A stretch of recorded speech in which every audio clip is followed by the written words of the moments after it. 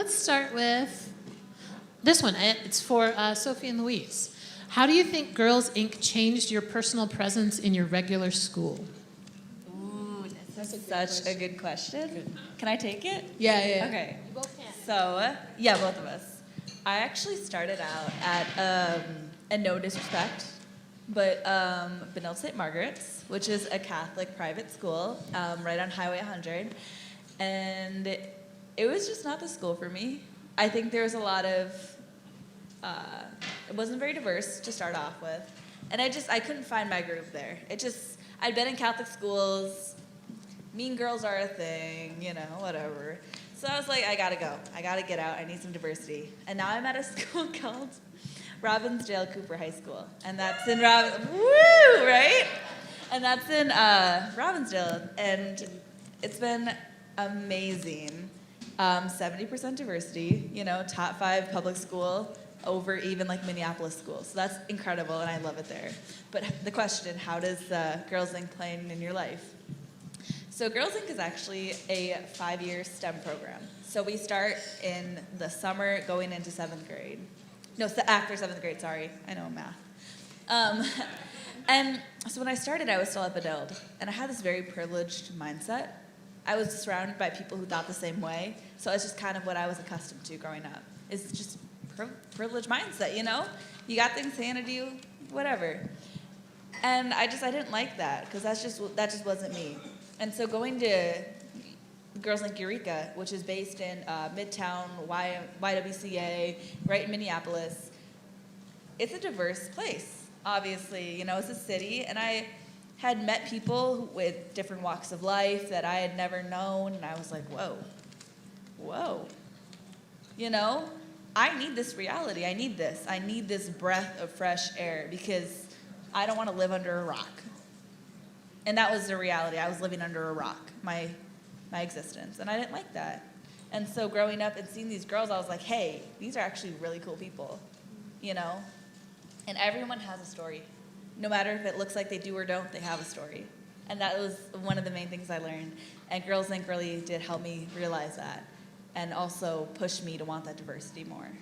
So, yeah.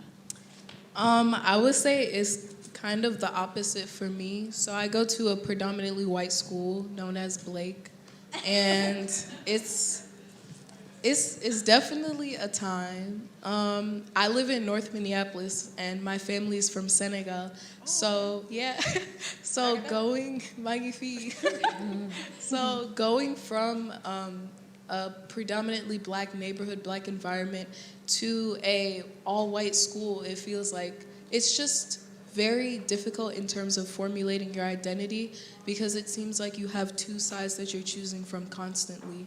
And so going to Girls Inc. truly helped me sort of find that middle ground, because it felt like I had, like, one of my best friends is Somali, and she goes to Cristo Rey, which is also a private school, but is predominantly Mexican and Latina. And so she's also struggling between, like, which identity do I present at school, which do I keep for myself at home? And so, yeah, just back to the question, I would say that I feel the most in control of myself, in control of my identity when I'm at Girls Inc., just because I'm surrounded by people who are going through similar experiences as I am, if that makes sense. Definitely. Yeah, I'm back here. Hi. So this is kind of related to that last question. How do young women get involved with Girls Inc.? I know, Sophie, you mentioned that you started in, I think, 7th grade. Yes. But how do you find it? And this is a question that I had too. How did it find you, or how did you find it? Do you guys want to take that? My mother. Yeah. Sitting right there. That's my mother. Yeah, my mom hooked me up with Girls Inc. Moms are great, and so are dads. We were just driving back home from the masjid, and one of my friends was involved in Girls Inc. back when it used to be at North Commons. And they're like, oh, did you hear about this club? It's like all girls. It's crazy. Like, oh my gosh. So I was like, okay, I'll just go. And then like 5 or however many years later, I'm still doing it, so. Heck yeah. No, but yeah, it's Elena. Oh, I was going to say our after-school programs are at over 15 schools across primarily Minneapolis. So we get to interact with girls at their school sites. Our Eureka program is actually, we're accepting applications right now. So if any of you all are working with 7th graders who you think would benefit from this program, who are interested in STEM, who need the benefit of a pro-girl space, applications are due March 13th. Yes, right? And they're available on our website. We can answer any questions afterwards too. Excellent. This question, I believe, is for Janata. What's your zodiac sign, and what does that tell us about you? Oh, that's a good one. I'm a Cancerian. Yeah, you Cancerian? Yeah. We out here. And I think it really, as a young person, I used to feel overwhelmed by the emotionality that I felt. Like I was very tender and vulnerable and sensitive, as my mom said, you're so sensitive. But like I was, and I think for me it felt, as a young person, like the feelings ravished me and exhausted me. But like at this point in my life, I feel really grounded in how my emotions help me pay attention and feel folks, as well as protect folks and protect myself with intuition. So I feel like it does speak to my being a very emo person as a Cancerian. Excellent. This one is for Sophie, Louise, and Elena, I'm guessing, but I think Janata, maybe you can answer too.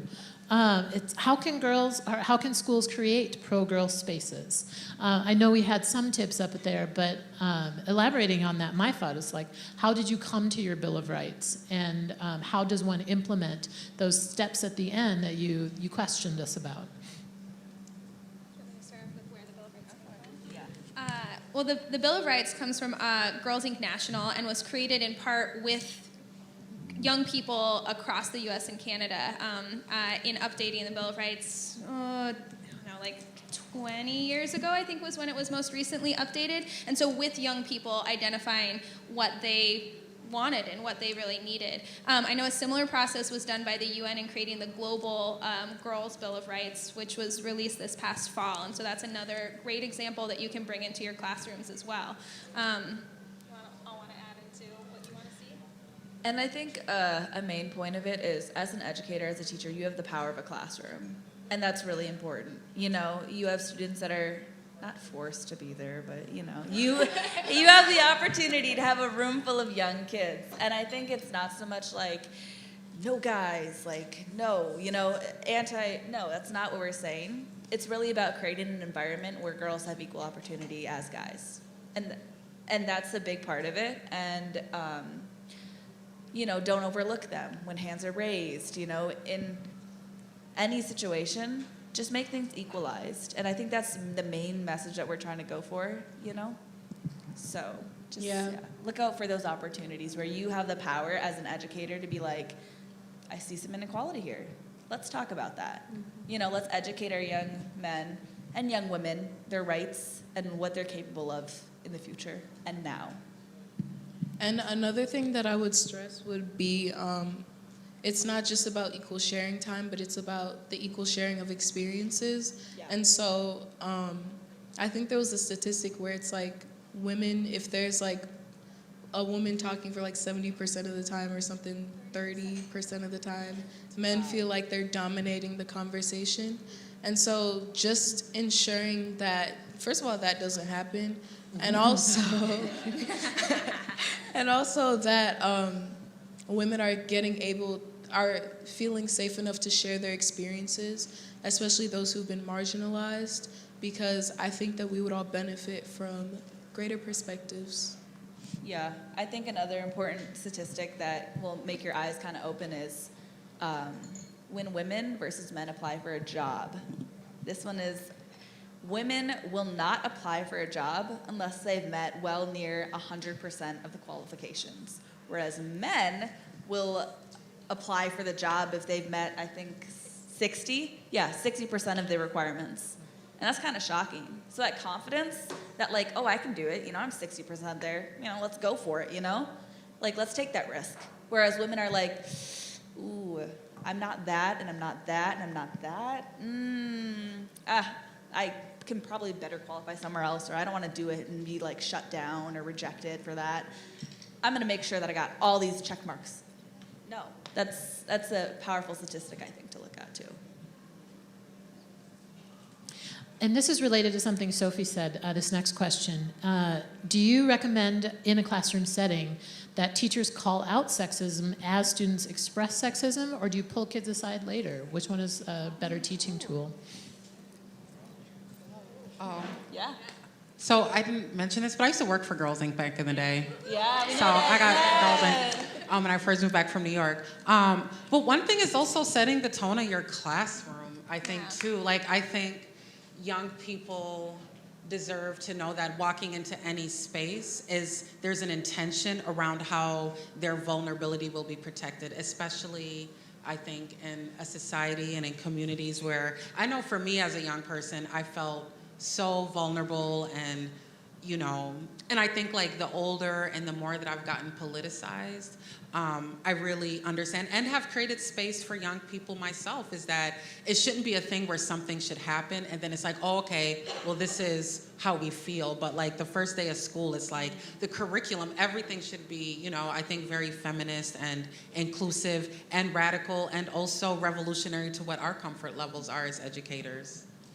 I think some of it depends on the age of the students you're working with, but I always talk about how we know that even in gender-specific spaces, girls are going to be bringing up gender stereotypes because they hear them in the world around them, right? Like none of us are immune from being affected by those.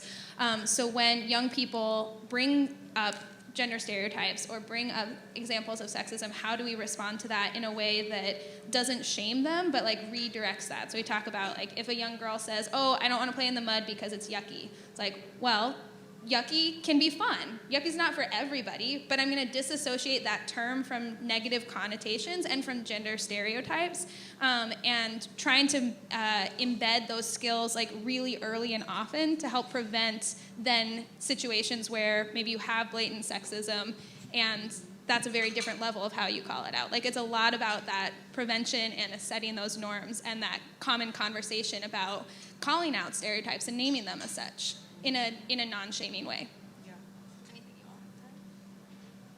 No, you guys got it. Yeah. Excellent.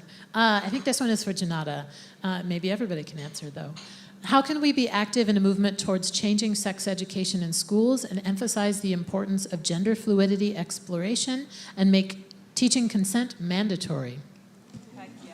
I wish I knew, shoot. I think like part of it is, I don't know, I use this example often about like when I was coming of age and so much of the emphasis was like teen pregnancy, oh my God, you know, you better just be abstinent because if anything, like there just was no context of sex beyond fear, beyond stigma, beyond really shaming young people for having bodies that are changing and transforming and have the capacity to do these things. And how do you lean into the ways that, you know when you get grown and you out here doing your nasty stuff, you're like, oh, this is great. This isn't that bad. And, you know, if you get the right precautions, you could, you know.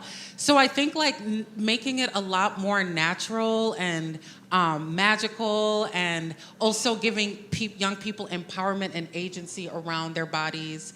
And a thing I think about often, and I think I was talking about it even today, was that like I'm a child of the 90s/80s, and I remember the Attorney General the Surgeon General was Dr. Jocelyn Elders. When I was, y'all remember Dr. Jocelyn Elders, who got fired by one raggedy Bill Clinton because she was trying to have but masturbation included within the curriculum of sex ed, you know, because young people should get to know their bodies and before they're getting involved with other people, like they should have a sense of what their body likes and whatnot, and was fired by the Bill Clinton of all frickin' people, right?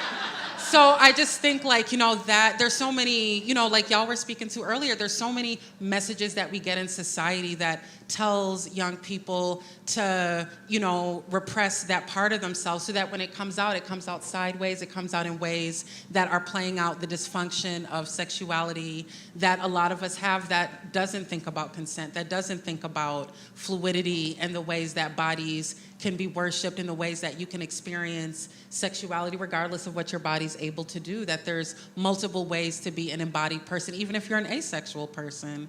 So I think, like, in a lot of ways, when it comes to change, we all know with these school systems, there's such a status quo and a kind of standardization of how things should be, which are with the current power structures. So I do think as educators, a lot of it is, how are you subversively acknowledging things and including it within the conversations in ways that obviously, you know, we're grown and we know what's appropriate, but also directing young people to resources that affirm them in their bodies. Because, you know, like, it's so wild when I think about being y'all age. There's so much I forget about what my body was excited about and experiencing for the first time, because I felt so like, oh, like I felt like I had to shut that down because of how I thought my parents, this is my child, would, you know, react or what have you. That, like, I think this is part of my activism work within this book, is like, all right, like, how do I give young people an opportunity to know that it's okay to feel a lot of feelings? And actually that is what's gonna guide you to know what you want in life, and that's, should be affirmed. I think one thing I can add, being a high school senior, is that the language around those conversations is so critical. Because I can tell you how triggered I get when guys say that's so gay. Like, no, actually, if you're gonna explore something, do it. Like, that's not gay. That doesn't make you any less of a person to explore things and talk about those things. If you have a question, ask it. Yeah. I don't know, it just baffles my They mind. say it's so gay in reference to what kinds of things? And like Anything. in boys who are looked at as that toxic masculinity, like, you shouldn't Boys be who doing hug that. each You shouldn't other, be vulnerable. You shouldn't try all new that. things. If Yeah. you want to explore that, like, that's something that's like looked down upon. Like, no. I think the language around those conversations really should be analyzed, and the connotation, that negative connotation, just, we can cut I agree that. with that. Yep. Did you want to add something, Louise? Two just really quick advocacy notes. Did you have something to add too, Louise? No, I was Okay. just Minneapolis Public Schools right now is relooking at their high school healthy sexuality curricula. So there's opportunities this spring to be advocates for making sure that that curricula and or adjustments to the standards that are happening in our district are more inclusive and are more meet the needs of what young people need. And radical. Yeah, and radical, really. Yeah, we need people to push on that, so watch for opportunities with the school board to share your opinion on that and help push them on that. And there also has been a bill that has gone to the Minnesota State House to try to make affirmative consent mandatory in Minnesota. It did not get anywhere the last session, but watch for opportunities to also have your voice heard around that. Excellent. Question for, oh, there's that pen again. Question for maybe Elena. How is Girls Inc. funded / financed, and does it cost anything for girls? Also, what are barriers to girls participating? Financial, transportation, none at all? Girls Inc. is offered completely free of charge for girls in our community. We're funded through a combination of grants, private funders, being a part of the larger YWCA, and the great programs that they provide in the community. We're able to offer all Girls Inc. programming free of charge. Transportation can be a barrier, especially for Eureka. For our after-school programs, we're at the school sites, but we know if the school sites don't have great transportation that gets young people home, they're not necessarily able to stay. For Eureka, they have to make it to and from YWCA Midtown. But otherwise, free of charge. Let me know afterwards if you have questions about what schools we're at. Anything that I should add, Lee? We offer bus tokens. We try to counter transportation. That's the place where if I had a magical wand for like lots more money, transportation would be one of the places I put it into. Yeah. Excellent. This question it doesn't say who it's to, so everybody can answer. Do you travel to agencies to speak on the work / projects you do? I mean, I don't try agencies. Well, You're like, I will. Yeah, if you want me. as I think I mentioned in my talk, I was a part of a group called Girls Action Network, which is where I got to pick piece of legislature to study and then to make adjustments, and mine happened to be something towards, I think it was Title IX It was like, yeah. And like, we got to review that and add some changes and then actually bring it to people in Congress. So that was pretty exciting in a way that I could express one of my social advocacy, social justice outlets. I loved doing that, and it was super fun. And I got to go to DC to do that. So there was that. And then... Would you go and tap the places around here? oh, yeah. Mm-hmm. For sure. Sorry. I was just gonna say I That was the way I got to. Yeah, I would say I do a lot of things within my school. So speaking at school, speaking at leadership fairs, things like that. Through Girls Inc., there's this club called the Girls Inc. Council for Advocacy and Change, which I'm the president of. And so we do a lot of like work there, community service work, speaking work, things like that. But yeah, I would say mainly through leadership, through school, and community service. If that counts as an agency? Yeah? Okay, yeah. Yeah, I do all kinds of speaking engagements and consulting work.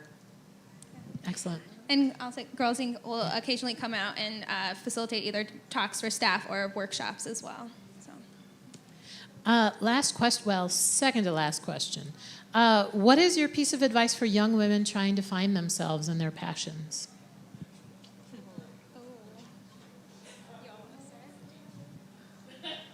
I would say I think a lot of the things that I'm doing now that brings me joy, I was doing when I was young.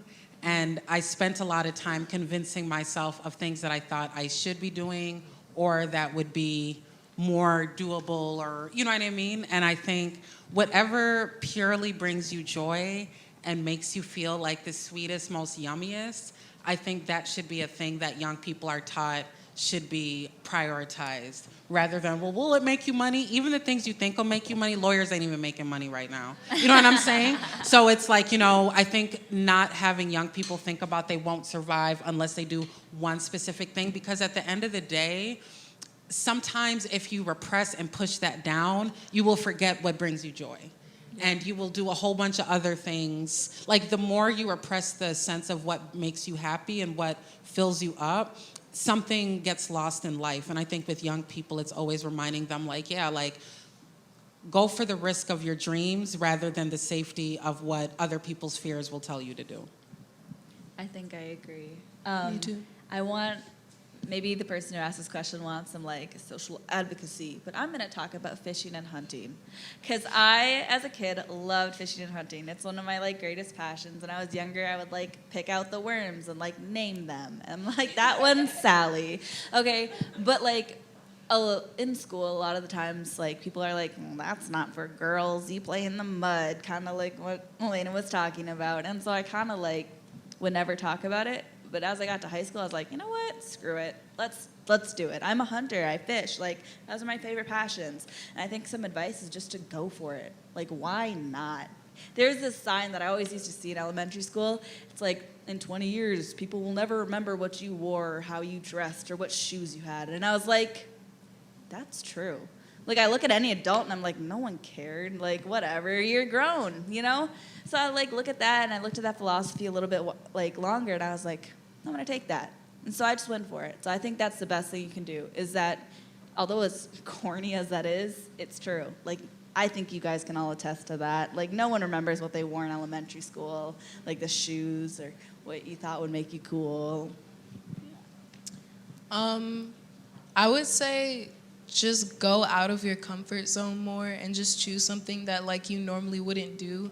For me, that was Conservation Corps, which really grounded in me the important values of nature and spirituality and meditation and all of that good stuff. And so, yeah, I would just say go out of your comfort zone, do something that you normally wouldn't do, because if you just go out your comfort zone, you're probably gonna find something you like and stick with it, like me.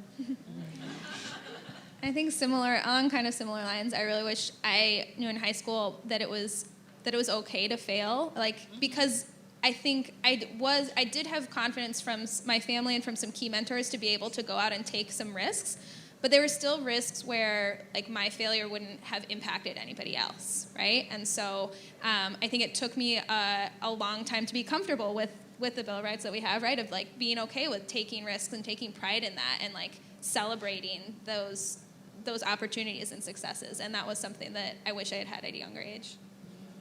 Excellent. Well, our last question isn't so much a question as like a private note for Janata. It says, I love you for. I think, yeah, that's really sweet. So I thought that was a good note to end on. I love you. So I wanted to take a few minutes at last to, again, encourage you to fill out that survey.